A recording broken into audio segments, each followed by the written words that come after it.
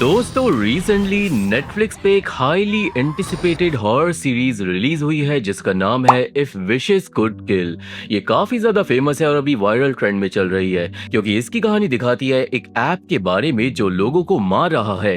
पर यह बात इतनी सी नहीं है, एक बहुत बड़ा श्रापित राज इस कहानी के पीछे है जो आपकी रूह हिला देगा। हमारी आज की वीडियो में इस सीरीज को मैं बहुत ज्यादा डिटेल में कवर करूंगा, थ्योरीज वगैरह के साथ। ऐसा वीडियो आपको कहीं नहीं मिलेगा और इतना ही नहीं, ये वीडियो मेरे चैनल की सबसे बड़ी वीडियो होने वाली है। इस मौके के तौर पे अगर आप लोग इस वीडियो पे जितने भी कमेंट करोगे सबका पर्सनली मैं रिप्लाई करूंगा, यानी अगर 1000 कमेंट भी आएंगे तो सबको जवाब मिलेगा।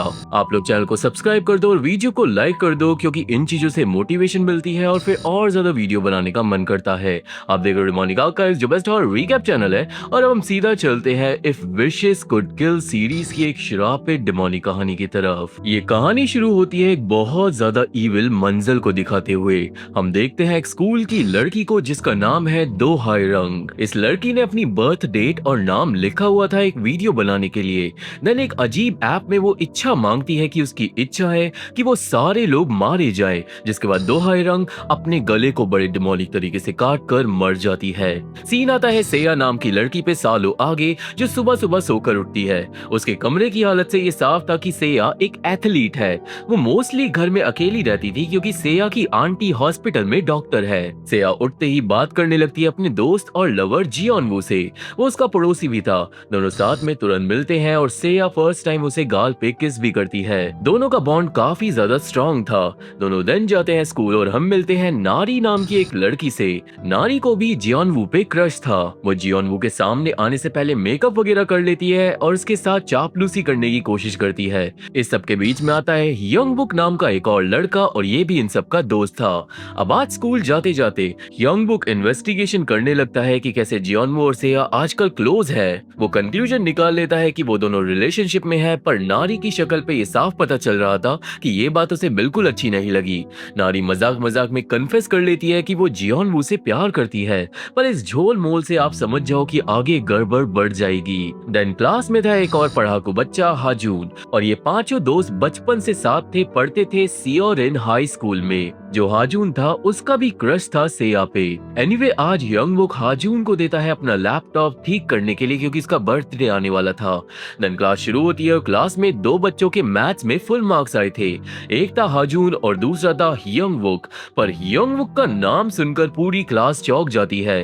वो क्लास का सबसे डम्ब लड़का था, पर जैसे ही ये होता है यंगबुक को आता है गीरीगो नाम के एक ऐप से मैसेज कि उसकी इच्छा पूरी हो गई है। क्लास के बाद सारे लोग यंगबुक को टीज करते हैं कि उसे क्लास में टॉप मार्क्स कैसे मिले, और इस बात के जवाब में यंगबुक सबको दिखाता है गीरीगो ऐप को। उसके हिसाब से ये ऐप सबकी इच्छाएं पूरा कर देता है। हालांकि वो ऐप स्टोर पे नहीं निकलता। यंगबुक सबको उस ऐप का लिंक भेज देता है और जियोनवू सबसे पहले ऐप को इंस्टॉल करता है। ऐप स्टार्ट होते ही सामने था कैमरा और अब यंगबुक समझाता है कि इच्छा मांगने के लिए सबसे पहले इच्छा मांगने वाले को अपना नाम और बर्थडे एक पेपर पे लिखना होगा एंड देन एक वीडियो बनानी होगी इच्छा मांगते हुए। वो वीडियो देन चले जाएगी गीरीगो ऐप में एंड देन वो इच्छा पूरी हो जाएगी। अब ऑब्वियसली उसका कोई भी दोस्त इस बकवास पे यकीन नहीं करता, पर यंगबुक अपनी इच्छा वाली वीडियो भी दिखाता है जिससे बस उसके दोस्त हंसने लगते हैं और उसका मजाक उड़ाकर चले जाते हैं। सेया यंगबुक को मना करती है अजीब हरकतें करने के लिए, पर देन एक काउंटडाउन 24 घंटे का स्टार्ट हो जाता है उसके फोन पे, यानी कुछ डिमोनिक होने वाला था। सीन आता है सेया और नारी पे, जहाँ पे नारी यंगवुक की बेइज्जती कर रही थी। हमें पता चलता है कि नारी चाहे यंगवुक की बचपन की दोस्त हो, पर अब नारी उसे बिल्कुल पसंद नहीं करती क्योंकि वो हमेशा अजीब हरकतें करता रहता है। नारी तो यंगवुक के बर्थडे में भी नहीं जाना चाहती थी और वो सेया को भी मना करती है उस पागल के साथ घूमने के लिए। देन रास्ते में उन दोनों के सामने आ जाता है यंगवुक। दोनों को लगता है कि उसने उनकी बातें सुन ली। नारी एक पल के लिए यंगवुक की बेइज्जती करने वाली थी और इन दी एंड वो बात मजाक में टाल देती है। स्टिल ये लड़की यंगवुक को जरा सा भी पसंद नहीं करती थी। देन इसके बाद यंगवुक को कुछ अजीब होने लगता है। वो क्लास में बहुत ज्यादा शांति से बैठा हुआ था और यहाँ से सीन आता है जंगल में बने एक कंपाउंड पे। वहाँ पे रहती थी हात्सल नाम की एक शमन जिसके पास एक सफेद सांप था। सांप की आवाज से हात्सल समझ जाती है कि कुछ बुरा होने वाला है। वो ये बात जाकर बताती है अपने पार्टनर बोंगुल को।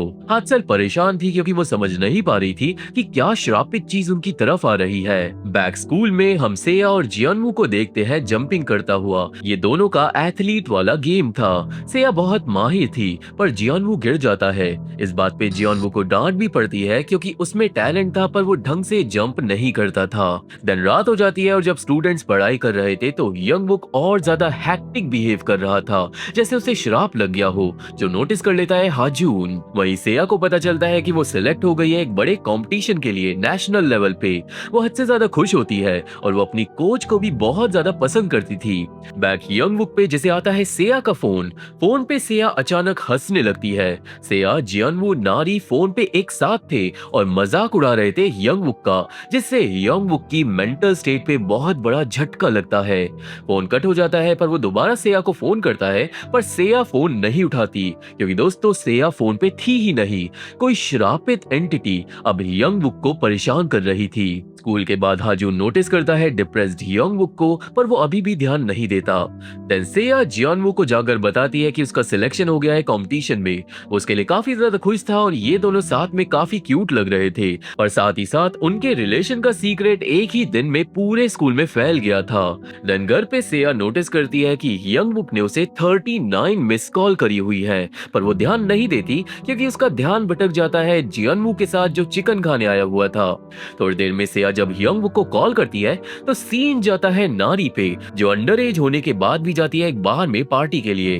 हम समझ जाते हैं कि इस लड़की के बहुत बिगड़े हुए दोस्त भी है। एक था सीनियर लड़का डोंग जाए और दूसरी थी हीजिन नाम की एक सीनियर लड़की। वही हाजून पार्ट टाइम लैपटॉप रिपेयर करने का काम करता था। देन आज रात उसे फोन आता है उसकी बहन का और उसकी बहन थी वही शमन हात्सेल, जिसे हाजून बिल्कुल पसंद नहीं करता था, जिसके बारे में आगे और पता चलेगा पर अभी के लिए वो फोन नहीं उठाता। बैक सेया पे जो फाइनली यंगवुक से फोन पे कनेक्ट हो जाती है। पता चल जाता है कि सेया ने यंगवुक को फोन नहीं किया था पर साथ में सेया यंगवुक को ये बोल देती है कि वो उसके बर्थडे में नहीं आ पाएगी क्योंकि उसे अपने कॉम्पिटिशन की तैयारी करनी है। अब सेया के लिए ये बात नॉर्मल थी पर यंगवुक को एक और झटका लगता है और वो फोन काट देता है। एनीवे सेया सच्ची में पार्टी में जाना चाहती थी पर वो प्रैक्टिस नहीं छोड़ सकती थी।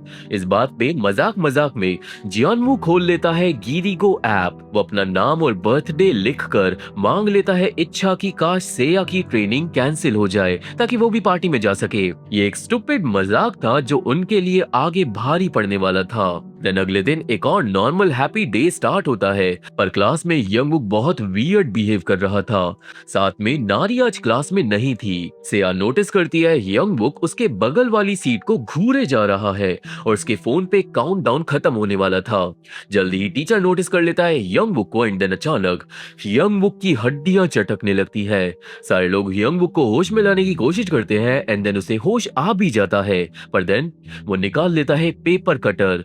सब लोग डर जाते हैं और यंगवुक आतंक मचा देता है। ऐसा लग रहा था कि यंगवुक ने अपने एक हाथ से कंट्रोल खो दिया हो। सेया जब उसे रोकने की कोशिश करती है तो यंगवुक चिल्लाने लगता है क्योंकि उसे सेया के पीछे कोई और दिखाई दे रहा था। एंड में यंगवुक सेया को लेकर क्लास के बाहर गिर जाता है जहाँ पे एक अनजान शक्ति काउंटडाउन खत्म होते ही उसे पूरी तरीके से पोजेस कर लेती है। सेया यंगवुक को रोकने की कोशिश करती है और वो उसी के सामने अपना गला काट लेता है और बुरी तरीके से मारा जाता है। सेया खून में लथपथ हो जाती है और चिल्ला चिल्ला कर रोने लगती है अपने दोस्त के लिए पर ये तो बस शुरुआत थी इस डेमोनिक खेल की जो गिरिगो ऐप से जुड़ा हुआ था। हम देन देखते हैं उस दिन को जब पास में सेया पहली बार स्कूल में आई थी और उसने एक एक कर जियनवू, हाजून, यंगवुक और नारी को दोस्त बनाया था। वो बहुत खुश थे अपनी दोस्ती के साथ पर अब प्रेजेंट में वो अपने एक दोस्त की मौत का गम मना रही थी। सीसीटीवी कैमरा चेक करने से ये पता चल जाता है कि ये एक आत्महत्या का केस है तो पुलिस भी इन्वेस्टिगेट नहीं करेगी। सेया मेडिकल रूम में रो रही थी और वो हिम्मत करके अपने कपड़े लेने जाती है और याद करने लगती है कल रात को। दोस्तों असल में कल कल रात को जब यंगवुक ने फोन काट दिया था ना, तो सेया उसके घर गई थी उसे मनाने के लिए। रात को यंगवुक ने देन बताया था कि उसे फोन आया था सेया के नंबर से, पर फोन में जो भी लोग उसका मजाक उड़ा रहे थे वो उसके दोस्त नहीं थे। ये बात सेया को कंफ्यूजिंग लगी थी, पर उसने इस बात पे ध्यान नहीं दिया था और वो यंगवुक को प्रेजेंट देकर चले गई थी। ये सब सोचकर अब सेया को लगने लगता है कि शायद कुछ गड़बड़ है। देन सेया टकरा जाती है कोच से। कोच सेया को कंफर्ट करती है और वो नेक्स्ट वीकेंड की प्रैक्टिस कैंसिल कर देती है, यानी दोस्तों जियोनवू की इच्छा पूरी हो गई। ये समझ जाती है सेया और वो तुरंत कोच को बोलती है प्रैक्टिस कैंसिल नहीं करने के लिए, पर अचानक छत से नीचे गिरती है एक लाइट, जिससे सेया के होश उड़ जाते हैं और हम लोग समझ जाते हैं कि अगर कोई भी इन श्रापित इच्छाओं को पूरा होने से रोकेगा तो उन्हें भी श्राप मार डालेगा। सेया तुरंत टाइम चेक करती है और 11:26 हो रहे थे और वहीं दूसरी तरफ 11:26 पे ही जियोनवू को मैसेज आ जाता है कि उसकी इच्छा पूरी हो गई है। सेया भाग कर आती है जियोनवू के पास और रास्ते में वो नारी से टकरा जाती है। वो जाकर जियोनवू को सब बताती है और अब जियोनवू के फोन पे भी एक टाइमर आ गया था, जिससे अब उसे यकीन हो गया था कि गिरिगो ऐप असली है और इच्छा पूरी होते ही इंसान मारा जाता है। चारों दोस्त अब मीटिंग बिठाते हैं। हाजून इंटरनेट से कनेक्ट कर ऐप रीसेट करने का प्रोसेस चालू करता है, पर नारी चिल्ला पड़ती है। नारी को यकीन नहीं था कि कोई सीरियल किलर ऐप लोगों को मार रहा है। सेया ने सिंस सब कुछ एक्सपीरियंस कर लिया था तो उसे पूरा यकीन था, पर नारी स्टिल सेया को टीज कर रही थी। दोस्तों नारी जियोनवू को पसंद करती थी तो ऑब्वियसली वो सेया से जलती थी और यहाँ पे वो सब कुछ ब्लेम सेया पे डालने की कोशिश करती है। जियोनवू लड़ाई रुकवा देता है और यहाँ पे खुलता है एक और राज कि बचपन में सेया के मम्मी पापा एक कार एक्सीडेंट में मारे गए थे और इसलिए सेया नहीं चाहती कि कोई उसका दोस्त भी अब मारा जाए। देन हाजून चौंक जाता है क्योंकि फोन रीसेट होने के बाद भी ऐप गायब नहीं होता। काउंटडाउन भी चल रहा था, तो अब हाजून को इस ऐप के अंदर और ज्यादा गहराई में जाना होगा। सब लोग अब थोड़ा रेस्ट करने के लिए घर जाते हैं और जब जियोनवू सो रहा था तो उसे आता है कॉल सेया का और फोन उठाते ही फोन पे उसके दोस्त उसका मजाक उड़ाने लगते हैं। नाउ सिंस जियोनवू कहानी जानता था तो वो भाग कर जाता है सेया के घर, जहाँ पे घुसते ही फोन कट हो जाता है, पर ये साफ था कि वो फोन सेया ने नहीं किया था। जियोनवू कंक्लूजन निकालता है कि शायद कोई बहुत शैतानी हैकर है जो एआई से वॉइस वगैरह बनाकर सबको परेशान कर रहा है। देन शाम को सब लोग मीटिंग के लिए आते हैं सेया के घर पे, जहाँ पे हाजून इस ऐप के कोड को चेक करता है। ये कोड बहुत ज्यादा अनयूजुअल था, पर कोड के अंदर जाकर हाजून ऐप को ही पूरी तरीके से बर्बाद करने लगता है। अब भाई जब श्राप से छेड़ाछाड़ी करोगे तो कुछ उल्टा सीधा जरूर होगा। तो अब जियोनवू की आंख में खुजली होने लगती है। अचानक उसकी आंख लाल हो जाती है और वो एग्रेसिव होने लगता है। उसे दिखाई देने लगती है एक एंटिटी जिससे नारी भी डर जाती है। देन वो एंटिटी जियोनवू का हाथ उल्टा करने लगती है और नारी बनाने लगती है वीडियो। एंटिटी देन जियोनवू की आंख में नखून मार देती है और फाइनली जियोनवू देख पाता है उस आत्मा को। वो थी एक स्कूल की लड़की जिसके गाल पे बहुत बड़ा कट लगा हुआ था। आत्मा जियोनवू को सीजर्स देने लगती है। सेया भागती है पुलिस को कॉल करने। हाजून जियोनवू को कसकर पकड़ लेता है और नारी बस वीडियो बनाती रहती है। देन ऐप रीसेट हो जाता है, पर स्टिल काउंटडाउन बंद नहीं होता। ऐसा होते ही इविल आत्मा बात करने लगती है जियोनवू के अंदर से कि वो चाहे कुछ भी कर ले, वो सब लोग मारे जाएंगे। पोजेस जियोनवू बहुत ज्यादा एग्रेसिव हो जाता है और वो हाजून को उठाकर उसे जान से मारने वाला था। इतना ही नहीं, इस सब का एहसास हो जाता है शामन हादसल को दूसरी तरफ। देन इससे पहले हाजून मर पाता, सेया जियोनवू को एक लैपटॉप से मारकर कर देती है बेहोश। अब हॉस्पिटल में हम सेया की आंटी से भी मिलते हैं जो काफी अच्छी डॉक्टर थी। आंटी पूछती है कि क्या हुआ, पर सेया कुछ भी नहीं बताती। थोड़ी देर बाद सेया नारी से बात करती है। यहाँ पे सेया नारी को अपने घर का पासवर्ड बता देती है क्योंकि नारी का कुछ सामान उसके घर पे ही रह गया था और वही हाजून उस ऐप को समझने की कोशिश कर रहा था जब हादसल उसे फिर से कॉल करती है। इस बार हाजून फोन उठा लेता है और फोन पे तुरंत शामन मना करती है हाजून को उस ऐप के कोड से छेड़छाड़ी करने के लिए, क्योंकि वो वो श्राप ऐसा करने से आतंक मचा देगा। यानी दोस्तों वो शमन बहुत ज्यादा ताकतवर थी जो बिना कुछ करे इतना सब कुछ समझ गई थी। शामल अपने भाई को बताती है कि वो ऐप एक जूगू है, यानी एक ऐसी शक्ति जो श्राप को कैरी कर रही है। जूगू ऐप का इस्तेमाल कर रही है श्राप को फैलाने के लिए। शमन चाहती थी अपने भाई की मदद करना, पर हाजून को यकीन नहीं होता इन सारी सुपरनैचुरल बातों पे। पर देन शामन को उसका सफेद सांप देता है एक नई खबर। सेया की जान पे खतरा था। शामन बोलती है हाजून को जाकर सेया को बचाने के लिए, पर वहीं सेया एक कागज पे लिख देती है अपना नाम और बर्थ डेट। वो इच्छा मांग लेती है ऐप से कि जियानवू ठीक हो जाए और श्राप उसके ऊपर चले जाए। ऐसा होते ही हाजून आ जाता है, पर देर हो गई थी। सेया ऑलरेडी इच्छा मांग चुकी थी। सेया हाजून को समझाती है कि हियंगबुक को मरने से पहले और जियोनवू के श्रापित होने के बाद उन दोनों को ही दिखाई दे रही थी एक एंटिटी। सेया चाहती थी खुद उस एंटिटी को देखना ताकि वो पता लगा सके कि क्या माजरा है। सेया की इच्छा देन ऐप पूरा कर देता है। काउंटडाउन सेया के लिए स्टार्ट हो जाता है और वहीं जियोनवू को होश आ जाता है, यानी सेया ने जियोनवू को श्राप से बचा लिया। सीन आता है नारी पे जो घुस जाती है सेया के घर में। वो चुरा लेती है जियोनवू का फोन जिसपे काउंटडाउन चल रहा था। पर दोस्तों नारी के फोन पे भी काउंटडाउन चल रहा था, यानी नारी भी ऑलरेडी इच्छा मांग चुकी थी और वो भी श्रापित है। इसका राज आगे खुलेगा, पर फिलहाल के लिए नारी की आंखों के सामने जियोनवू का टाइमर रुक जाता है क्योंकि उसका श्राप ट्रांसफर हो गया था सेया पे। एनीवे अब आगे हाजून सेया को बताता है अपनी शमन बहन के बारे में, जिसके बारे में उसने किसी को भी नहीं बताया था क्योंकि वो इंटेलिजेंट लड़का था और शैमनिक जैसी चीजों पे यकीन नहीं करता था। पर अब जब श्राप सच में है तो वो सेया को लेकर निकल जाता है शामन के घर के लिए। अब शामन का घर जंगल में ज्यादा ही गहराई पे था, पर वहाँ पे पहुंच के गेट पे जब बातें हो रही थी तो पता चलता है कि हाजून की बहन इस कंपाउंड से बाहर नहीं निकल सकती और अगर वो बाहर आएगी तो वो मारी जाएगी। हाजून इस बात पे यकीन नहीं करता था, पर इसका रीजन शायद आगे पता चलेगा। देन वो दोनों मिलते हैं बोंगुल से जो हाजून को अपना ब्रदर इन लॉ बताता था, जो हाजून को बिल्कुल भी नहीं पसंद था। वो सब अंदर जाते हैं और जल्दी ही सेया को कॉल करता है जियोनवू। कॉल पे जियोनवू बड़े नॉर्मल तरीके से बात कर रहा था। वो सेया से इस कंपाउंड का एड्रेस मांगने लगता है, जिससे हम समझ जाते हैं कि वो जियोनवू नहीं है, पर जो भी एंटिटी है वो सेया के साथ कंपाउंड के अंदर नहीं आ सकती क्योंकि ये एक पवित्र जगह थी। तभी शमन चिल्ला पड़ती है कि वो फोन पे एड्रेस ना बताए और सेया हो जाती है डिमोनिक। सेया अपने शरीर को नहीं हिला पा रही थी। वो एंटिटी सेया को श्राप में जकड़ लेती है ताकि उसे एड्रेस पता चल सके।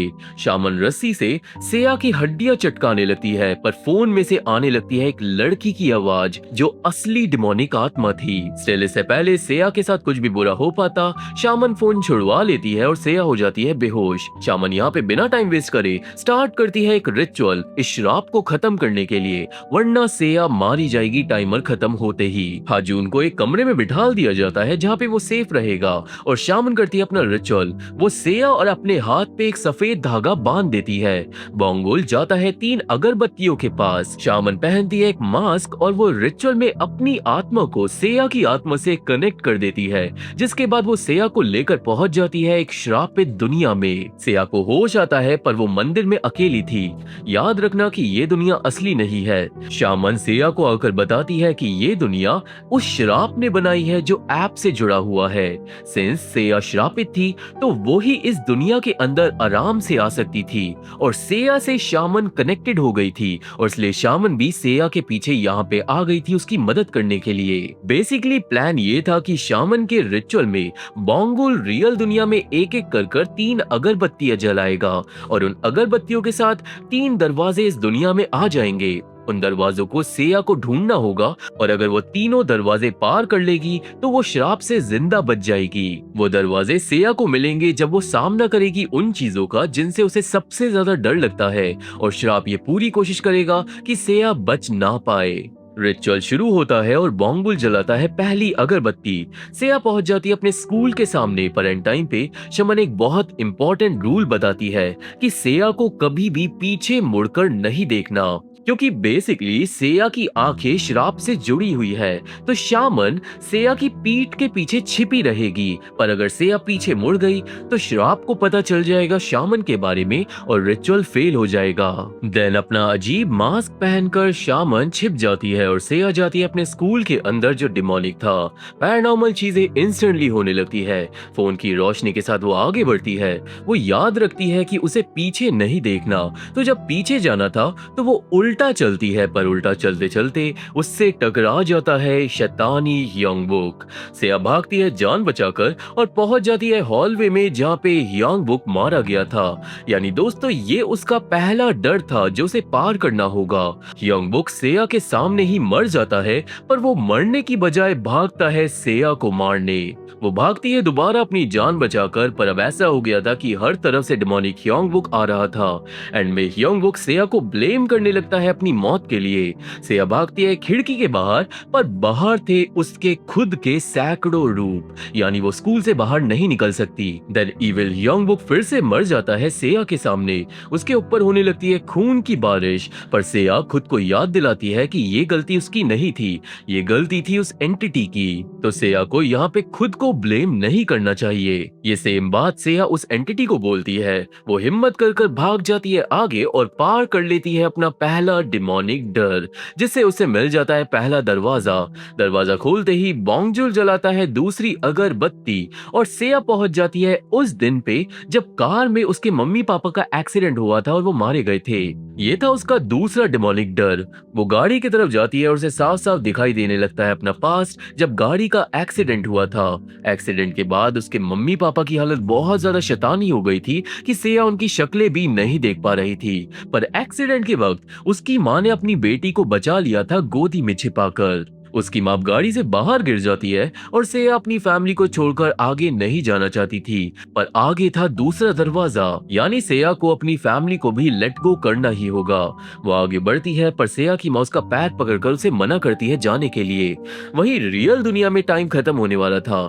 हम लोग शमन के पास 2 तीर कमान भी देख पाते हैं जो एंड में काम आएंगे, और वहीं हाजून को आता है नारी का फोन जो वो नहीं उठाता। देन डिमोनिक दुनिया में सेया को रियलाइज करना पड़ता है कि ये उसकी माँ नहीं है, ये डिमोनिक एंटिटी है। वो हिम्मत करके आगे भागती है दरवाजे की तरफ और एंटिटी उसके पेरेंट्स को जिंदा जला देती है, पर सेया हार नहीं मानती। वो दरवाजे से निकल जाती है और जाग जाती है रियल दुनिया में। अब यहाँ पे थे उसके सामने बोंगुल और हाजून। शमन नहीं थी, पर बोंगुल के हिसाब से वो कपड़े बदल रही है, पर तभी आने लगती है शामन की आवाज।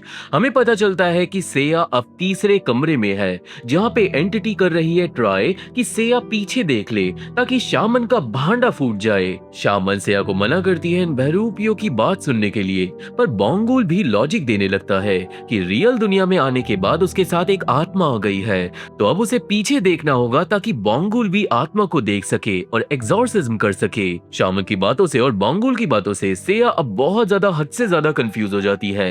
देन हाजून अचानक एक्ट करने लगता है कि जैसे वो भी श्रापित हो गया हो। वो बोलने लगता है कि उसने सेया को बचाने के लिए ऐप से इच्छा मांग ली थी, जिससे फाइनली परेशान होकर और डर के सेया पीछे देख लेती है। एंड देन वो डिमोनिक शक्ति शामन को ढूंढ लेती है। शामन और सेया दोनों का शरीर अब रियल दुनिया में कांपने लगता है। शामन को अब उस डिमोनिक आत्मा से लड़ना होगा। श्रापित दुनिया में सेया पहुंच जाती है काली जगह पे, जहां पे उसके हाथ में था एक लाल धागा बंधा हुआ जो अंधेरे में जा रहा था। सेया अब धागे का पीछा करती है। वो खून में चल रही थी, पर देन एक लाश एंड देन सैकड़ों लाशें छत से नीचे लटक जाती है।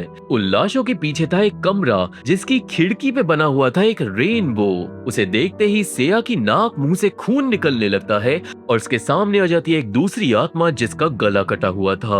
आत्मा के सामने था एक फोन, पर तभी आ जाती है शामन। वो तुरंत सेया को लेकर भागती है तीसरे दरवाजे की तरफ और एंटिटी से बचते हुए वो इन दी एंड सेया के साथ निकल जाती है रियल दुनिया में। फाइनली रिचुअल सक्सेसफुल तरीके से पूरा हो जाता है। सेया का काउंटडाउन रुक जाता है, यानी सेया सच्ची में कुछ देर के लिए श्राप से बच गई। हाजून आकर सेया को संभालता है, पर शामन बताती है कि श्राप मे हियंग से जुड़ा हुआ है।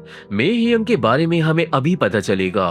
फिलहाल के लिए ये सब लोग रेस्ट करते हैं। शामन बुलाती है अपने सफेद सांप को जो उसके हाथ पे चढ़ जाता है और उसकी चोटों को ठीक कर देता है। सीन हॉस्पिटल में आता है जहाँ पे सेया की आंटी नारी से टकरा जाती है।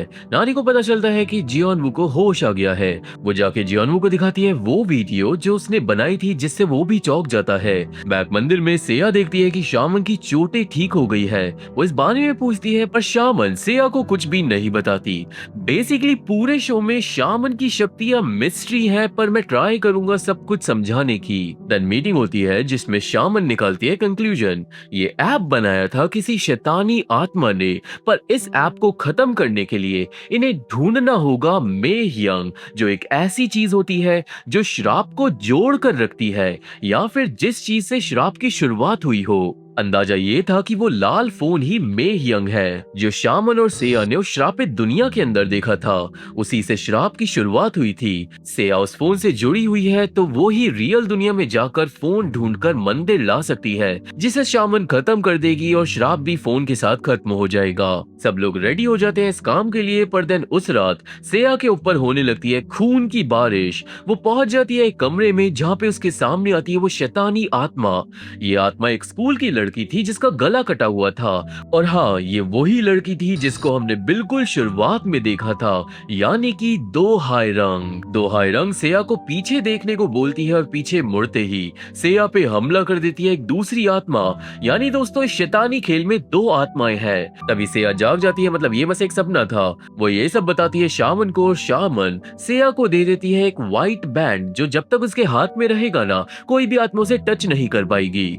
शामन को छोड़कर देन सब लोग निकल जाते हैं डेमोनिक फोन को ढूंढने। गाड़ी में बैठने से पहले फाइनली हाजुन और सेया पूछते हैं कि शामन मंदिर से बाहर क्यों नहीं निकल सकती। बांगुल कोई सीधा सीधा जवाब नहीं देता, पर वो वादा करता है कि वो एक दिन शामन को उसकी आजादी लौटा देगा। मेरे ख्याल से शामन किसी चीज से खुद को प्रोटेक्ट कर रही है। वो सफेद सांप, कंपाउंड, सब कुछ इन्वॉल्व है शामन की स्टोरी में, जो हमें पता चलती ही नहीं पूरी कहानी में। शायद इसके ऊपर कोई और नया सीजन आए। अब वो सब निकल जाते हैं फोन ढूंढने, और वहीं हॉस्पिटल में जियोनवू निकलकर पहुंचता है सेया के घर, पर दरवाजा खोलते ही सामने थी नारी। वो वहाँ क्या कर रही थी उसके बारे में वो झूठ बोल देती है, जो कि अजीब बात थी। दूसरी तरफ हाजून जाकर खोलता है यंगवुक का लैपटॉप, जो उसने उसे सही करने के लिए दिया था। वो पूरा लैपटॉप इन्वेस्टिगेट करता है ताकि पता चल सके कि यंगवुक के फोन में गिरिगो ऐप आया कहां से। इस बीच में हाजून पहुंच जाता है यंगवुक के डिस्कॉर्ड पे, जहाँ पे तुरंत आता है एक कॉल। वो लोग कॉल उठाते हैं पर म्यूट कर देते हैं अपनी आवाज को। कॉल पे एक लड़का था, और जब उसे पता चलता है कि यंगवुक अभी भी जिंदा है, तो उसके मन को शांति मिलती है, और सारे लोग समझ जाते हैं कि जरूर ये लड़का गिरिगो ऐप के बारे में जानता होगा। सबको पता चलता है कि ये लड़का यंगवुक को कुछ बेचने वाला था, तो उस चीज को खरीदने के लिए ये लोग मान जाते हैं ताकि उस लड़के को पकड़ सके। हालांकि किसी को नहीं पता था कि मिलने की जगह कहाँ पे है, तो हाजून यंगवुक की लोकेशन हिस्ट्री को चेक करता है, जिससे पता चलता है कि यंगवुक इस लड़के से बाइकुन मिडिल स्कूल के पास मिलता था। वहीं जियोनवू नारी के साथ मिलकर अपना फोन ढूंढ रहा था, सिंस वो नहीं जानता था कि नारी ने उसका फोन चुरा लिया है। जियोनवू नारी के फोन में अपनी डिमोनिक होने की वीडियो भी देखता है ताकि पता चल सके कि फोन कहाँ पे गिरा था, पर इससे पहले वो फोन ढूंढ पाता, नारी अपना फोन लेकर चली जाती है। दूसरी तरफ सेया, हाजून और बांगुल पहुंचते हैं स्कूल के पास, जहाँ पे उनके सामने आता है वो लड़का। बांगुल जाकर बात करने की कोशिश करता है डिस्क्रीट तरीके से, पर उस लड़के को लगता है कि बांगुल उसे कोई शैतानी कल्ट में रिक्रूट करने के लिए आया है, जिससे वो डर जाता है। लड़के का नाम था मिन्सू, जो अब भागता है अपनी जान बचाकर। तीनों लोग मिन्सू का पीछा करते हैं, और काफी देर भागा दौड़ी के बाद सेया उसे घेर लेती है एक छत पे। फाइनली मिन्सू को बताना पड़ता है सारा सच। असल में यंगवुक को वो इल्लीगल दवाई बेचता था जो फोकस करने में उसकी मदद करती थी। देन बात आती है डेमोनिक ऐप पे। मिन्सू को पता चलता है कि उस ऐप की वजह से यंगवुक मर चुका है, पर मिन्सू खुद उस ऐप के बारे में ज्यादा नहीं जानता था। उसे बस इतना पता था कि उसने और यंगवुक ने उस ऐप को ढूंढा था एक पोस्ट पे, जिसे डिलीट कर दिया गया था, क्योंकि पोस्ट में लोगों के नाम और एड्रेस दोनों मौजूद थे, जो होना नहीं चाहिए। यंगवुक ने ही उस ऐप को सिर्फ डाउनलोड करा था, पर मिन्सू नहीं जानता था कि वो ऐप सच में डिमोनिक होगा। अब बात आती है उस डिलीटेड पोस्ट पे जो इन दोनों लड़कों को मिला था। मिन्सू के हिसाब से पोस्ट में दो लड़कियों की फोटो थी जिनके नाम थे कॉन्सीवोन और दो हायरंग। जी हाँ, वही डिमोनिक लड़की जिसकी आत्मा मौजूद है। ये दोनों लड़कियां पढ़ती थी बायकून मिडिल स्कूल में सालों पहले, और लोग बाग इनके बारे में जानते थे क्योंकि दो हायरंग की जो माँ थी ना, वो एक पागल शमन थी। हाजून अब जाकर यंगवुक के लैपटॉप से डिलीटेड फोटोज निकालता है और फाइनली उसे मिल जाती है उन दोनों लड़कियों की फोटो। दो हायरंग शमन की बेटी सीढ़ियों पे थी और कौन सी वो नाम की एक लड़की साइड में खड़ी थी। अब अगर और गहराई में इन्वेस्टिगेट करना है तो उन्हें जाना होगा शमन के घर पे। ये सारी बातें बताई जाती है हादसल को, पर वो कंफ्यूज हो जाती है क्योंकि उसे अपने पास फील हो रही थी आत्माओं की प्रेजेंस, जो कि बहुत अजीब बात है क्योंकि आखिरकार भूत उस जगह पे क्यों आएंगे जहाँ पे उनका कोई काम ही नहीं। एनीवे थोड़ी देर में सब लोग पहुंचते हैं शमन के घर के पास। यहाँ पे हम लोग देखते हैं बोंगुल के पास एक कंपास जो हिलने लगेगा अगर कोई आत्मा आसपास होगी तो। घर को ढूंढते ढूंढते रात हो जाती है और एंड में वो मिलते हैं एक बूढ़ी औरत से। उससे बातचीत के बाद पता चल जाता है शामन के घर का प्रॉपर एड्रेस। साथ ही साथ फोटो देखने के बाद बूढ़ी औरत बताती है कि दो हायरंग नहीं, उस शमन की बेटी थी कॉन्सीवोन। यानी किसी वजह से लोगों को रियल बेटी का नाम नहीं पता था। फाइनली देर रात को सब लोग पहुंचते शामन के घर पे जहाँ पे बोंगुल हाजून और सेया के चारों ओर बना देता है एक प्रोटेक्शन घेरा क्योंकि उसका कंपास हिलने लगा था और वो जाता है अकेला इन्वेस्टिगेट करने। अब घर के अंदर जो चीजें थी उससे बोंगुल समझ जाता है कि कॉन्सीवोन की माँ शमन नहीं थी, वो कुछ डिमोनिक काम करती थी। घर में काफी जगह खून भी पड़ा था और एंड में उसे मिलती है एक दीवार जो अजीब थी, और वहीं बाहर हाजून और सेया को दिखाई देने लगती है वो इविल आत्मा। घर में अब बोंगुल दीवार के पीछे ढूंढ निकालता है एक दरवाजा जिसके पीछे छिपा था एक डिमोनिक कमरा। उस जगह पे काफी सारा इविल सामान था, नरक की तस्वीरें थी और डीमंस की मूर्तियां थी, जिससे बोंगुल समझ नहीं पाता कि वो शमन थी या फिर कोई काला जादू करने वाली औरत। वहाँ पे एक रिचुअल भी हुआ था जो एक बाइंडिंग रिचुअल था, यानी शमन ने पास में किसी श्राप को रोकने की कोशिश करी थी। खिड़की पे मरे हुए कौवों के कंकाल थे, यानी शायद शमन रिचुअल में फेल हो गई थी। वहीं घर के बाहर सेया देख रही थी दो हाय रंग की आत्मा को जो उसे ले जाती है और पॉइंट करती है एक जगह पे। सेया वहाँ पे खुदाई करती है और वहाँ पे उसे मिलता है कॉन्सीवोन की एक स्कूल शर्ट और एक फोटो कॉन्सीवोन और दो हाय रंग की साथ में। अब गाड़ी में बैठ के तीनों लोग हादसल को बताते हैं जो उन्होंने देखा। हादसल के हिसाब से उस कमरे में शैमनिक रिचुअल है, बुधा की श्राइन है और डिमोनिक आल्टर्स है, यानी एक ताकतवर श्राप को रोकने के लिए एक से ज्यादा तरीकों का इस्तेमाल किया गया था। इतना ही नहीं, जो लड़कियों की फोटो मिली थी उसमें बना था एक रेनबो खिड़कियों के ऊपर, और अभी कुछ देर पहले श्रापित दुनिया में भी हादसल और सेया ने एक रेनबो देखा था, यानी कि वो जो श्रापित फोन है वो जरूर उस जगह पे होगा जहाँ पे रेनबो वाली खिड़की है। इन लोगों को ढूंढना होगा उस खिड़की को, पर अब हाजून को आता है एक आइडिया। दोस्तों, हर वीडियो पे होती है एक लोकेशन हिस्ट्री, हाजून उस लोकेशन को ट्रैक कर सकता है। तो अगर इन लोगों को वो वीडियो मिल जाए जिससे श्राप की शुरुआत हुई थी तो हाजून लोकेशन ढूंढ निकालेगा। सिंस गीरीगो ऐप की सारी वीडियो किसी सर्वर पे अपलोड होंगी तो उन्हें बस उस सर्वर के अंदर जाकर लॉग इन करना था। सर्वर का लॉग इन पेज देखकर सेया को याद आता है कि ये तो सेम सर्वर है जो उसकी कोच यूज करती थी, यानी कोच के लॉग इन का यूज कर ये लोग ऐप के अंदर घुस सकते हैं और सारी वीडियोस निकाल सकते हैं। सारे लोग अब तुरंत जाते हैं स्कूल। बोंगुल गाड़ी में ही रुकता है और हाजून और सेया जाते हैं कंप्यूटर हैक करने। वो लोग घुसते हैं स्कूल के अंदर एक सीक्रेट रास्ते से जो जियोनवू ने सेया के लिए बनाया था ताकि वो देर रात को प्रैक्टिस करने के लिए घुस सके।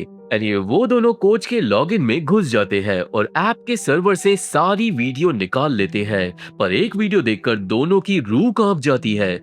वीडियो थी नारी की जिसमें वो नशे में थी अपने सीनियर दोस्तों के साथ और वो मांग रही थी मजाक मजाक में एक इच्छा जो थी कि यंगवुक और सीनियर मारे जाए। यानी दोस्तों, यंगवुक की मौत के पीछे नारी का भी हाथ था, पर इच्छा मांगे 24 घंटे हो गए थे और नारी अभी भी जिंदा थी जो घुस जाती है जियोनवू के साथ स्कूल में। नारी अभी तक क्यों नहीं मरी, यहाँ पे अब हमें ये सीक्रेट पता चलेगा। सीन पास में आता है जहाँ पे नारी अपनी अडल्ट पार्टी में थी और उसने बहुत ज्यादा नशा कर लिया था। वो यंगवुक की बुराई कर रही थी और साथ में उसे वो सीनियर लड़का दोंगजाई भी परेशान कर रहा था। इसी मजाक मजाक में नारी खोल लेती है गीरीगो ऐप, पर ऐप देखकर दोंगजाई और हीजिन चौंक जाते हैं। ये दोनों ऐप के बारे में ऑलरेडी जानते थे। वो नारी को मना करते हैं ऐप छेड़ने के लिए, पर नारी दोनों की बातों से ट्रिगर हो जाती है और मांग लेती है एक इच्छा मजाक मजाक में। इच्छा ये थी कि सीनियर दोंग जाए और योंगबुक मारे जाए क्योंकि ये दोनों उसे पसंद नहीं। इच्छा मांगते ही जिन वीडियो बंद करवा देती है और नारी को होश आता है सीधा अगले दिन। वो भाग के स्कूल पहुंचती है और देखती है योंगबुक का हत्याकांड, जिससे उसकी रूह कांप जाती है और वो समझ जाती है कि उसकी इच्छा पूरी हो गई। वो अपना फोन देखती है और उसे ऐप से मैसेज आया हुआ था कि उसकी इच्छा पूरी हो गई। नारी के लिए भी काउंटडाउन चालू हो जाता है और क्योंकि उसके मजाक की वजह से उसका दोस्त मारा गया तो उसे हो जाती है उल्टी। देन उसे मैसेज आता है कि उसका सीनियर दोस्त भी मर चुका है, जिससे उसे फिर से उल्टी हो जाती है। तभी बाहर से आने लगती है उसकी दोस्तों की हंसने की आवाज जो नारी का मजाक उड़ा रहे थे, पर बाहर जाने पे कोई भी नहीं था। नारी अब हद से ज्यादा परेशान हो जाती है और करती है ही जिन को फोन, पर वो टकरा जाती है इस टाइम पे सेया से। और ये वो वाला टाइम था जब जियोनवू के फोन में काउंटडाउन स्टार्ट हुआ था। देन नारी को पता चलता है जियोनवू की सिचुएशन के बारे में, पर वो अपने श्राप के बारे में किसी को नहीं बताती, वरना सबको पता चल जाएगा कि योंगबुक उसकी वजह से मारा गया था।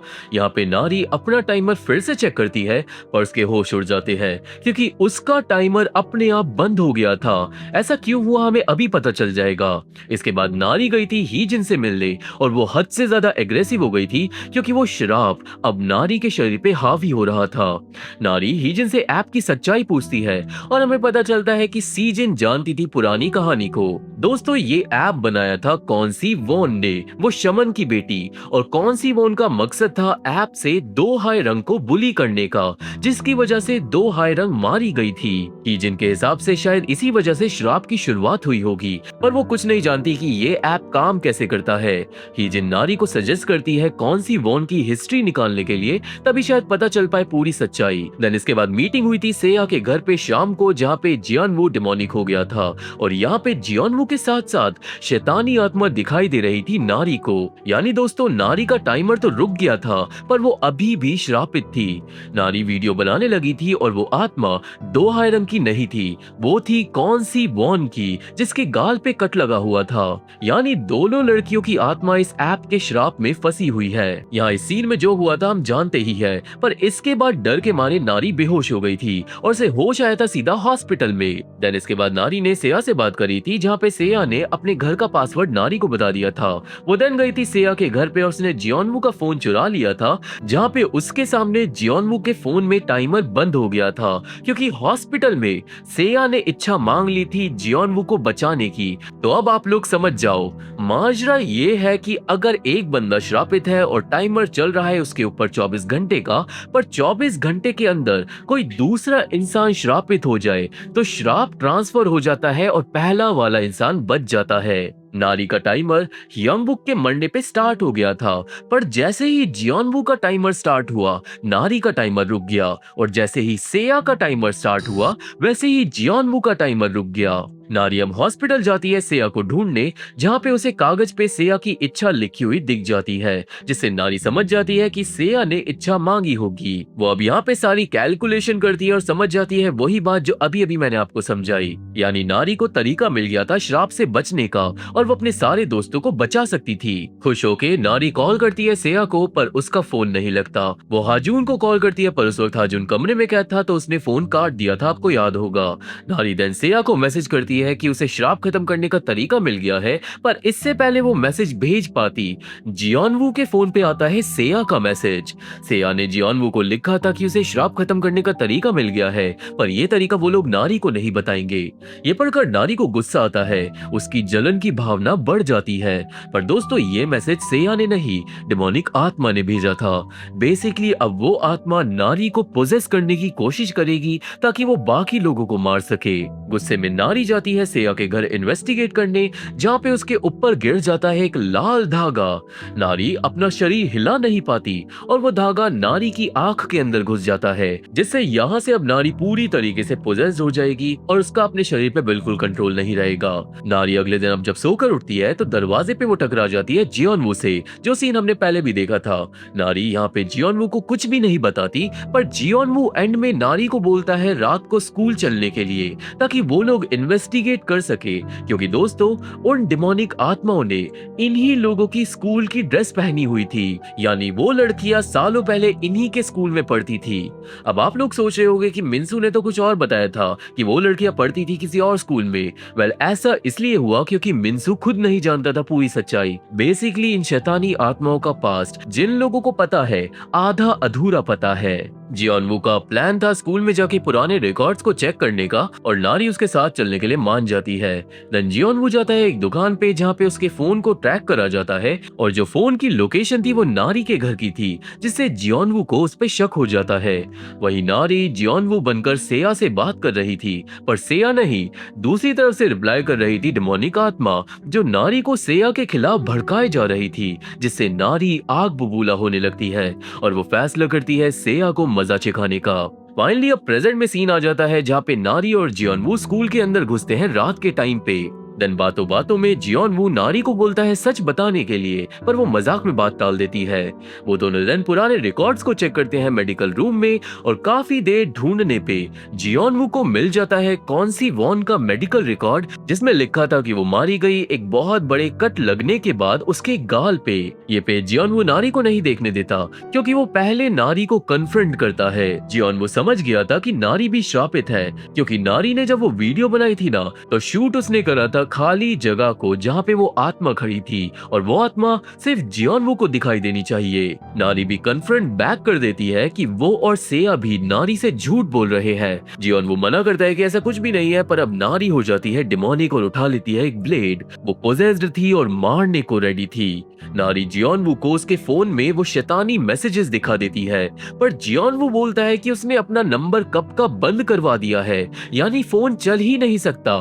वो नारी को समझाता है कि शैतानी आत्मा उस पे हावी हो रही है, पर वो उसकी एक नहीं सुनती। नारी ये भी बता देती है कि उसने इच्छा मांगी थी यंग बुक मर जाए। एंड देन पोजेशन की हालत में नारी जियोनवू को स्टैब कर देती है और भाग जाती है स्कूल के बाहर। जियोनवू नारी के शैतानी रूप को देखकर समझ जाता है कि वो पोजेस्ड है, और सीन आता है बोंगुल पे, जिसका कंपास घूमने लगता है और वो भागता है बच्चों की मदद करने के लिए। और वहीं हाजून और सेया ऐप के सर्वर से सारी की सारी वीडियोस डाउनलोड करने लगते हैं। थोड़ी देर में जियोनवू गेट तोड़ने की कोशिश करता है नारी के पीछे जाकर उसे बचाने के लिए, जब अचानक उसके सामने आ जाती है कौन सी वॉन की शैतानी आत्मा, जिससे अब वो बुरी तरीके से डर जाता है। जियोनवू भागता है अपनी जान बचाकर, पर स्कूल से निकलने के सारे रास्ते बंद हो गए थे और वो आत्मा धीरे धीरे उसके पास आ रही थी।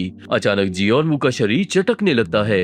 वो आत्मा उसे हवा में उड़ा देती है और उसका गला कटवाने लगती है उसी के नाखूनों से। वो तो सही टाइम पे आ जाता है बोंगुल, जो अपने कंपास से आत्मा को भगा देता है।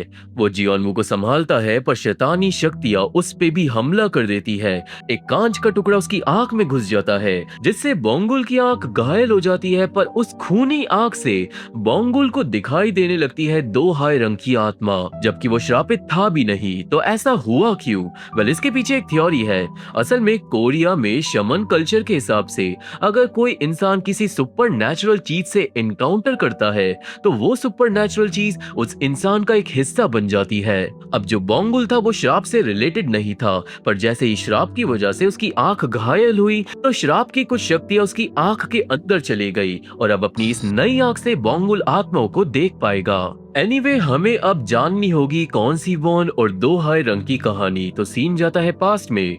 हम मिलते हैं दो हाय रंग से, जो आती है कौन सी वॉन के घर पर। दरवाजा खोलती है हाजून, कौन सी वॉन की शमन माँ। हमें जल्दी ही पता चलता है कि दो हाय रंग को बड़ा शौक है शमन वाले रिचुअल में, और ये बात हाजून जानती थी। वो नोटिस करती है दो हाय रंग की आंखों में एक छोटा सा श्राप है, तो एक रिचुअल कर सेकंडों में उसकी आंख ठीक कर देती है, जिससे दो हाय रंग को और ज्यादा क्यूरियोसिटी हो जाती है शमन वाले रिचुअल में। असल में दो हाय रंग पे बचपन से शमन वाली शक्तियां थी, और हाजून उसे ट्रेन करना चाहती थी, पर दो हाय रंग घर से भाग जाती है क्योंकि उसकी बेस्ट फ्रेंड थी कौन सी वॉन। ये दोनों साथ में रहते थे एक अबैंडन्ड बिल्डिंग में, और कौन सी वॉन अपनी माँ से बहुत ज्यादा नफरत करती थी। यही बिल्डिंग में था वो रेनबो खिड़की वाला कमरा। हमें ये भी पता चलता है कि ये दोनों लड़कियां पढ़ती हैं उसी स्कूल में जहाँ पे फ्यूचर में सेया और उसके दोस्त आएंगे। कौन सी वॉन कंप्यूटर कोडिंग की स्टडी करती थी, जिसे ज्वाइन करना चाहती थी दो दो हायरंग, क्योंकि गीते नाम का एक लड़का कोडिंग क्लब में था। दो हायरंग उसे पसंद करती थी और कॉन्सीवोन दो हायरंग की इतनी अच्छी दोस्त थी कि वो उसकी मदद करना चाहती थी ताकि वो और गीते रिलेशन में आ जाए। हालांकि जब कॉन्सीवोन को पता चलता है कि उसकी दोस्त हाजून से मिल के आई है तो वो गुस्सा हो जाती है। बेसिकली कॉन्सीवोन अपनी माँ से नफरत इसलिए करती थी क्योंकि वो एक शमन है और स्कूल में अफवाह फैली हुई थी कि हाजून ने अपने पति को मार डाला था। कॉन्सीवोन इसी वजह से किसी को ये भी नहीं बताती थी कि वो शामन की बेटी है। दोनों लड़कियां अब स्कूल पहुंचती है और कॉन्सीवोन के और दोस्त थे कोडिंग क्लब में जो दो हायरंग को ज्यादा पसंद नहीं करते थे। कॉन्सीवोन भी अपने दोस्तों के सामने दो हायरंग की बेइज्जती होने देती है क्योंकि उसको शैमनिज्म का शौक था। ये बातें दो हायरंग को बुरी लगती है पर वो कुछ नहीं बोलती। देन क्लास के बाद कॉन्सीवोन चले जाती है कोडिंग क्लास के लिए और घर जाते वक्त दो हायरंग देखती है हाजून को। उसे बहुत शौक था रिचुअल वगैरह करने का तो हाजून उसे पकड़ लेती है। वो उसे अपने साथ घर ले जाना चाहती थी पर दो हायरंग मना कर देती है क्योंकि वो जानती थी कि उसकी दोस्त को नहीं पसंद कि दो हायरंग उसकी माँ से बातें करे।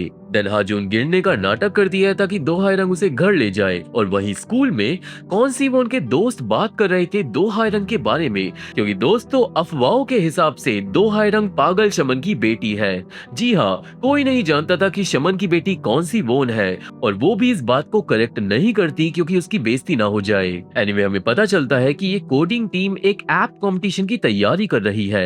सिंस वो लोग शैमनिज्म के बारे में बात कर रहे थे तो आइडिया आता है कि इन्हें एक ऐप बनाना चाहिए जो लोगों की इच्छा पूरी कर दे, जिस बात से गुस्सा होकर कॉन्सीवोन चली जाती है। वहीं हाजून दो हायरंग को ले आई थी अपने घर। वो उसे परमिशन दे देती है अपने रिचुअल वाले कमरे में जाने की। दो हायरंग अपने इंटरेस्ट से नहीं भाग पाती और पहुंच जाती है उस डिमोनिक कमरे में। यहाँ पे हाजून वादा करती है कि वो उसे शैमनिज्म सिखा देगी और गिफ्ट के तौर पे वो हाजून को बोल देती है कुछ भी चीज कमरे से ले जाने के लिए। दो हायरंग चुन लेती है गुड़िया जिसे कहते हैं डोमी। ये गुड़िया एक वूडू डॉल की तरह होती है जिसे कोई भी किसी को भी कंट्रोल कर सकता है।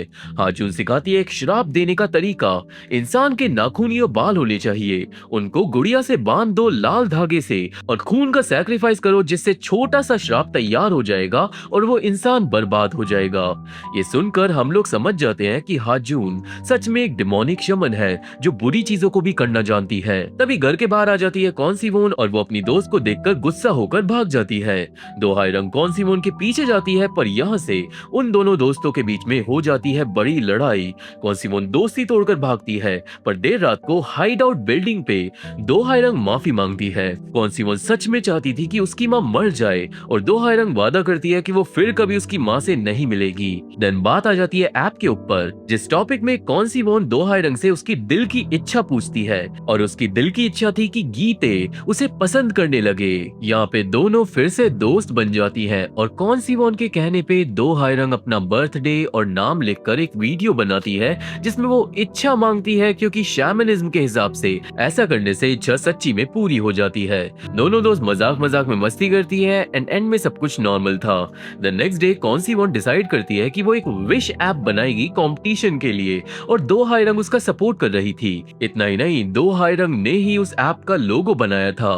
देन रात को दो हायरंग कॉन्सीवोन को हाइड आउट पे बुलाती है पर वो नहीं जाती क्योंकि कॉन्सीवोन अपनी माँ से परेशान होकर कुछ उल्टा सीधा कर आई थी। हाजून अब अपने रिचुअल वाले कमरे में जब जाती है तो उसकी रूह कांप जाती है। कॉन्सीवोन ने सब कुछ तोड़ दिया था, सारे गॉड्स और डीमंस का अपमान कर दिया था जिससे डीमंस इतने ज्यादा गुस्सा हो गए थे कि पूरे कमरे में खून की बारिश हो गई थी। हाजून समझ जाती है कि उसकी बेटी अब श्रापित हो जाएगी और मारी जाएगी। कौवे खिड़की के अंदर घुसने की कोशिश करते हैं और दूसरी तरफ ईविल श्राप कॉन्सीवोन को मारने के लिए बढ़ता है कीड़े के रूप में। तुरंत हाजून अपनी बेटी को बचाने के लिए रिचुअल स्टार्ट कर देती है। वो कॉन्सीवोन के बाल इकट्ठा कर लेती है, उसके कपड़े और उसकी और दो हायरंग की फोटो उठा लेती है। वो करती है एक बहुत बड़ा रिचुअल जो श्राप को एक ही जगह लॉक कर देगा और वही श्राप ऑलमोस्ट कॉन्सीवोन तक पहुंच गया था जो उस वक्त बना रही थी अपना विशिंग ऐप। रिचुअल करके हाजून अपने डिमोनिक कमरे को प्रोटेक्शन चार्म से सील कर देती है जिससे श्राप कुछ देर के लिए शांत हो जाता है और कॉन्सीवोन बच जाती है। नेक्स्ट डे दो हायरंग कौन सी वॉन के घर आती है क्योंकि वो अपना फोन नहीं उठा रही थी, पर वहाँ पे दो हायरंग देखती है हाजून को कौन सी वॉन की यूनिफॉर्म और फोटो गाड़ते हुए जो फ्यूचर में सेया को मिले थे। हाजून की डिमोनिक हालत देखकर दो हायरंग भागती है, पर हाजून उसे रोककर मांगती है मदद। कौन सी वॉन ने असल में आजाद कर दिया था एक बहुत खतरनाक शराब जो उसे मार डालेगा, पर हाजून ने बनाया था एक तालिस्म कौन सी वॉन की प्रोटेक्शन के लिए। अगर दो हायरंग ने ये तालिस्म उसके बैग में जाकर नहीं रखा तो वो मारी जाएगी। दो हायरंग डर के भाग जाती है तालिस्म लेकर, और उसके पीछे शामन हाजून मारी जाती है शराब की वजह से। अब स्कूल में छुपके से दो हायरंग उस तालिस्म को रखने की कोशिश करती है उसके बैग में, पर कौन सी वॉन उसे देख लेती है। वो तालिस्म को देखकर बहुत ज्यादा गुस्सा करने लगती है। दो हायरंग ने अपना वादा तोड़ दिया था। गुस्से में कौन सी वॉन तालिस्म फाड़ देती है जिससे श्राप आजाद हो जाता है। कौन सी वॉन दो हायरंग से दोस्ती तोड़ देती है और अब उसे बदला चाहिए था। कौन सी वॉन जाकर अपने विशिंग ऐप को कंप्लीट कर देती है और यहाँ पे वो बनाती है एक प्लान दो हायरंग को मजा चखाने के लिए इस ऐप के जरिए। प्लान शुरू होता है और कौन सी वॉन क्लास में आकर अनाउंस कर देती है कि उसका ऐप तैयार है जिसका नाम है गीरीगो, और वो लोगों की इच्छाएं पूरा करता है। और सबसे पहली इच्छा मांगी थी दो हायरंग ने। इसके साथ दो हायरंग की इच्छा वाली वीडियो चल जाती है क्लास में जिसमें वो गीते के लिए विश कर रही थी। ये देखकर दो हायरंग की दुनिया पूरी की पूरी पलट जाती है। पूरी क्लास पे वो वीडियो आ जाती है और गुस्से में गीते आता है और दो हायरंग को मारने पीटने लगता है पूरी क्लास के सामने। दो हायरंग को अनाउंस कर दिया जाता है कि वो शामन की डिमोनिक बेटी है। गुस्से में दो हायरंग गीते का नेम टैग चुरा लेती है और अब वो डिप्रेस्ड और गुस्से में आ जाती है वापस हाइड आउट पे। वो अपने साथ ले आई थी दो श्रापित वूडू गुड़िया को, और अब यहाँ पे वो स्टार्ट करती है एक डिमोनिक रिचुअल। वो बना देती है गीते और कौन सी वॉन की वूडू गुड़िया, यानी अब दो हायरंग अपनी शमन वाली ताकतों का यूज करेगी अपना बदला लेने के लिए। वो हाइड आउट पे अपनी वीडियो बनाती है गीरीगो ऐप में, अपना नाम और बर्थडे लिख देती है और इच्छा मांगती है कि काश गीते और कौन सी वॉन मारे जाए। इतना ही नहीं, शमन ने बताया था कि श्राप देते वक्त अगर किसी का सैक्रिफाइस किया जाए तो श्राप उतना ज्यादा स्ट्रांग होता है जितना बड़ा सैक्रिफाइस हो। तो बेसिकली दो हायरंग खुद का ही सैक्रिफाइस कर देती है ताकि उसका श्राप सबसे ज्यादा स्ट्रांग हो। नाउ सिंस वीडियो अपलोड हुई थी गीरीगो ऐप पे, तो ये बात पता चल जाती है गीते और कौन सी वॉन को। दोनों भागते हैं वीडियो डिलीट करने। कौन सी वॉन आ जाती है स्कूल में ऐप रिसेट मारने के लिए, पर ऑलरेडी श्राप अपना असर दिखाना स्टार्ट कर चुका था। कंप्यूटर खुलता ही नहीं। कौन सी वॉन बैक रूम में जाती है मैन्युअली सब कुछ रीसेट करने, पर जो मेन डेटा सर्वर था वो बंद नहीं होता। देन अचानक सारी स्क्रीन्स पे चल जाती है दो हायरंग की डिमोनिक वीडियो। ये देखकर डर के मारे कौन सी वॉन रोने लगती है और वही श्राप गीते के शरीर पे कब्जा कर लेता है और गीते खुद को मार डालता है बुरी तरीके से। और सेम टाइम पे स्कूल में कौन सी वॉन भी मारी जाती है, पर वो खुद को मरने नहीं देना चाहती थी, तो इसलिए गले से कट चले जाता है उसके गाल पे। स्टिल वो मर जाती है और मरते मरते उसके सामने आ गई थी दो हायरंग की आत्मा जिसका बदला पूरा हुआ। इतना ही नहीं, कौन सी वॉन जब मर रही थी ना, तो उसके फोन में चालू हो गया था गीरीगो ऐप। अब सिंस इस ऐप से सारी डिमोनिक चीजें जुड़ी हुई थी, तो ऑब्वियसली श्राप चले जाएगा ऐप के अंदर जो जुड़ा हुआ है दो हायरंग के फोन से जो मौजूद है अबैंडन्ड बिल्डिंग के अंदर। वेल, ये था पूरा चिट्ठा if wishes could kill series का। पर नाउ आ जाओ वापस प्रेजेंट में, जहाँ पे हमारे सारे कैरेक्टर्स श्रापित स्कूल में फंसे हुए हैं। बोंगुल को दिखाई दे रही थी दो हायरंग की आत्मा और वही नारी पोजेस्ड है और उसने उठा लिया है एक डंडा सबको मारने के लिए। दूसरी तरफ हाजून और सेया वीडियो डाउनलोड कर वापस जा रहे थे जब उनके सामने आ जाती है डिमोनिक नारी। वो हमला कर देती है सेया पे, पर हाजून का हाथ टूट जाता है लड़ाई में। स्टिल सेया नारी को होश में लाने की कोशिश करती है क्योंकि वो जानती थी कि नारी ने मजाक मजाक में इच्छा मांगी थी, उसकी कोई गलती नहीं थी। पर स्टिल नारी हंसने और रोने लगती है क्योंकि उसका खुद के शरीर पे कोई कंट्रोल नहीं था। बोंगुल और जियोनवू भी वहाँ पे आ जाते हैं और बोंगुल देख लेता है कि नारी को पोजेस किया हुआ है कौन सी वॉन की आत्मा ने। अपने होली कंपास को यूज कर बोंगुल आत्मा को भगा देता है, पर वो आत्मा नारी को अपने साथ खींच कर ले जाती है।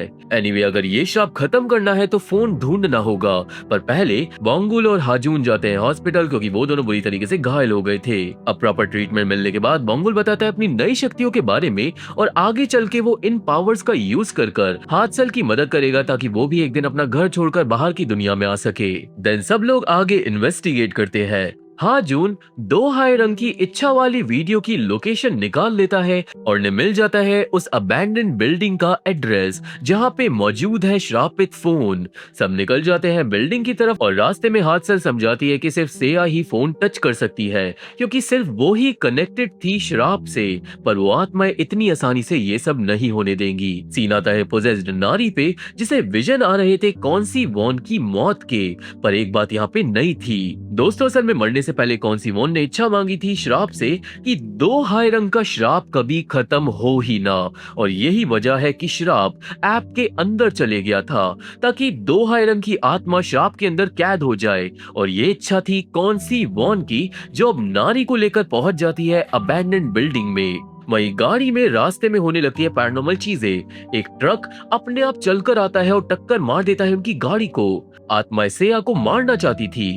बांगुल गाड़ी से उतरता है सिचुएशन संभालने के लिए और सेया भी, पर तभी ऊपर से गिरता है एक आयरन पोल जो सेया को मार डालता, पर बांगुल उसे बचा लेता है और वो खुद हो जाता है स्टैब बुरी तरीके से। यहाँ पे अब आगे बांगुल नहीं जा पाएगा।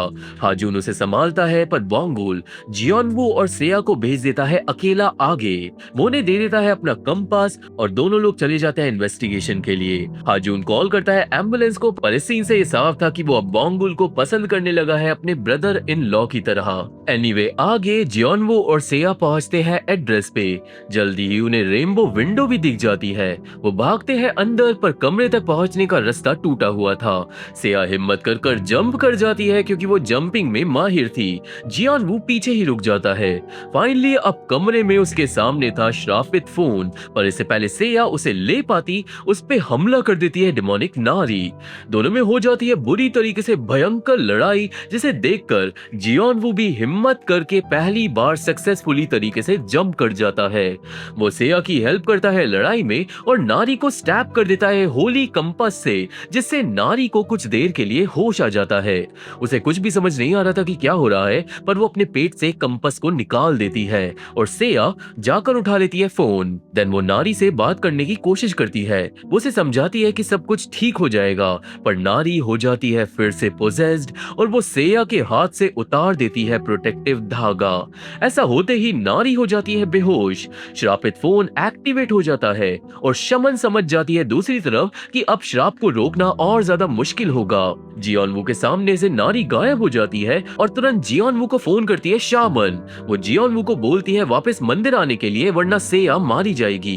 देन नेक्स्ट सीन में सेया जाग जाती है अपने स्कूल में। सब कुछ अचानक ठीक हो गया था। उसके सामने थे जियोनवू, हाजून और नारी। इवन नारी भी नॉर्मल थी।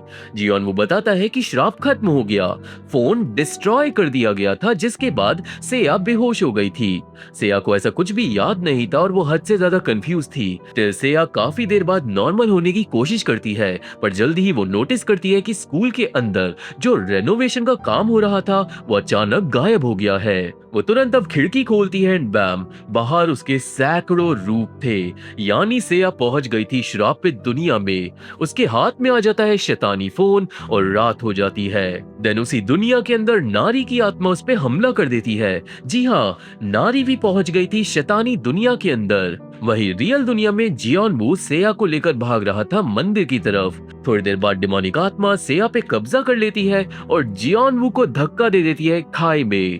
वो बड़ी मुश्किल से खाई से निकल पाता है और काफी देर भागने और बचने के बाद वो पहुंचते हैं हाथसल के पास। तुरंत शमन अब स्टार्ट कर देती है अपना रिचुअल इस फोन को खत्म करने के लिए। एक होली एरो से श्रापित फोन फाइनली वो तोड़ देती है, पर स्टिल सेया नहीं जागती। श्राप खत्म नहीं होता। शमन समझ जाती है कि ये फोन मे ह्यंग नहीं था और अब कुछ और करना होगा। सीन डिमोनिक दुनिया में आता है जहाँ पे नारी सेया को मारने वाली थी कि तभी शामन आ जाती है और नारी को एक होली एरो से मारकर दूर कर देती है। वो सेया को संभालती है और बताती है कि 2 हाई रंग का फोन श्राप का कैरियर नहीं था। शामन सेया को लेकर भागती है क्योंकि पहले अब उन्हें इस दुनिया से निकलना होगा ताकि आगे का माजरा सुलझाया जा सके। पर उनके सामने आ जाती है दो हाई रंग जो अब डिमोनिक नहीं लग रही थी। यानी दोस्तों, दो हाई रंग की आत्मा श्राप से मुक्त हो गई जैसे ही उसका फोन टूटा।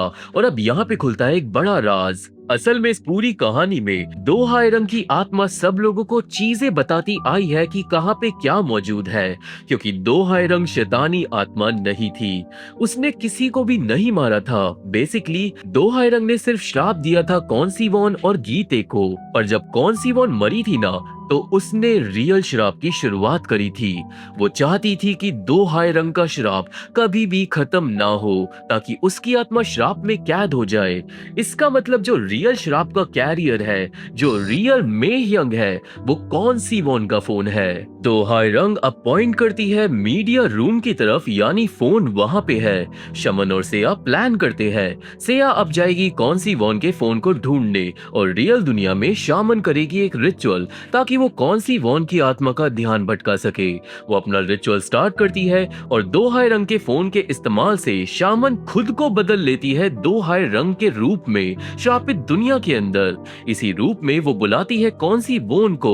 वो उसका ध्यान भटकाती है और सेया जाती है मास्क पहन के मीडिया रूम में। वो इन्वेस्टिगेट करती है और उसे मिल जाता है एक हिडन कमरा जिसमें डेटा सर्वर्स थे, और उसी कमरे के अंदर कॉन्सीवॉन मारी गई थी। पर सेया उस कमरे को खोल नहीं पाती। वहीं कॉन्सीवॉन की आत्मा को शक होने लगा था शामन पे। शामन के अंदर से अगरबत्तियों की स्मेल आ रही थी। और दूसरी तरफ अब सेया को मारने आ जाती है पोजेस्ड नारी। एक बार फिर से सेया नारी को होश में लाने की कोशिश करती है, पर सरप्राइजिंगली नारी ऑलरेडी होश में थी। पर स्टिल वो चूज करती है कि वो सेया को मार डालेगी, सिंस नारी की लाइफ सेया की वजह से ही बर्बाद हुई। नारी ये डिसीजन इसलिए लेती है क्योंकि अभी भी उसके ऊपर श्राप का थोड़ा थोड़ा असर है। वो खुद को रोकना चाहती तो वो रोक सकती थी, पर वो नहीं रोकती। और वहीं कॉन्सीवॉन शमन का भांडा फोड़ देती है। तभी शमन अपने वोली एरो से आत्मा को भगा देती है और वो जाती है सेया की मदद करने के लिए, जिसे नारी मारने वाली थी। पर अब सेया को आ जाता है गुस्सा। वो नारी पे हमला कर देती है, पर नारी पूरी तरीके से शैतानियत अपना चुकी थी। वहीं शामन पे डिमोनिक आत्मा हमला करे ही जा रही थी। शामन एरो से आत्मा को शूट करती है, पर वो एरो दीवार में घुस जाता है। एरो लेने के लिए शामन जाती है, पर आत्मा एंड टाइम पे आकर उसे स्टैब कर देती है हाथ के अंदर। वही फाइनली सेल्फ डिफेंस में सेया लड़ाई करती है नारी से, और अब वो नारी को घूसे मार मार कर बुरी तरीके से मार डालती है। यहाँ पे ये याद रखना, नारी श्रापित दुनिया के अंदर मरी है, यानी उसकी आत्मा मरी है, मतलब वो रियल दुनिया में भी बच नहीं पाएगी। सेया को रिग्रेट था अपनी दोस्त को मारने का, पर वो जाती है मल्टीमीडिया रूम के अंदर फाइनल बैटल के लिए। वही कॉन्सीवॉन शमन को मारने वाली थी जब उसे आकर रोकती है दो हाई रंग की आत्मा। वो नहीं चाहती थी कि और लोग मारे जाए, पर कॉन्सीवॉन के हिसाब से दो हाई रंग की इच्छा थी कि सब लोग मारे जाए, तो कॉन्सीवॉन बस उस इच्छा को पूरा कर रही है और कुछ नहीं। तभी शामन एरो दीवार से निकालकर स्टैब कर देती है कॉन्सीवॉन को और साथ में खुद को। ऐसा करते ही शामन और आत्मा कनेक्ट हो जाते हैं, जिससे आत्मा कमजोर होने लगती है। दूसरी तरफ सेया को मिल जाता है कॉन्सीवॉन का फोन, और दोस्तों ये फोन श्रापित दुनिया में ही छुपा हुआ था शुरुआत से, तो अगर रियल दुनिया में फोन को ढूंढा भी जाता तो ये फोन किसी को भी नहीं मिलता। नाउ फाइनली सेया भागती है ये फोन लेकर शामन के पास, जो ऑलरेडी आधी मर चुकी थी। फोन सामने आते ही शामन होली तीर शूट करती है, पर बेचारी से मिस हो जाता है। सेया भागती है वो तीर निकालकर स्टैब करने के लिए फोन को, पर तभी डिमोनिक कॉन्सीवॉन चिल्लाती है बहुत तेज कि सारी कांच की खिड़कियां टूट जाती है। Still in the and phone stab हो जाता है एंड बूम, श्रापित दुनिया नष्ट हो जाती है। श्राप फाइनली खत्म हो गया। सेया और हादसल जाग जाते हैं रियल दुनिया में, पर वो दोनों हद से ज्यादा घायल हो गए थे। यहाँ से सीन आता है कुछ दिनों आगे, जहाँ पे स्कूल दोबारा नॉर्मल तरीके से स्टार्ट हो गया था। सेया याद कर रही थी यंग बुक और नारी को। उसे दुख था कि वो नारी की जान नहीं बचा पाई। देन सारे लोग मंदिर आते हैं प्रेयर्स के लिए, आत्माओं की शांति के लिए। सेया अपने फोन से ऐप डिलीट कर देती है इसके बाद, यानी वो मूव ऑन करने के लिए रेडी थी। सब लोग दिन साथ में लंच करते हैं और यहाँ पे बोंगोल अपनी नई आंख के बारे में बताता है शमन को। उसकी आंख में कोई एंटिटी आ गई थी, जिसकी मदद से बोंगोल शमन की मदद करेगा और वो भी एक दिन कंपाउंड से बाहर जा पाएगी। ये सीरीज यहीं पे खत्म हो जाती है, पर पोस्ट क्रेडिट सीन में हम देखते हैं मिन्सू को, जो ब्रेक इन करता है स्कूल के अंदर उसी सीक्रेट रास्ते से। वो ढूंढ निकालता है नारी के फोन को बगीचे में से और वो जाके उसे कनेक्ट करता है कंप्यूटर पे। फोन का पासवर्ड उसे पता चलता है एक डिस्कॉर्ड नाम से।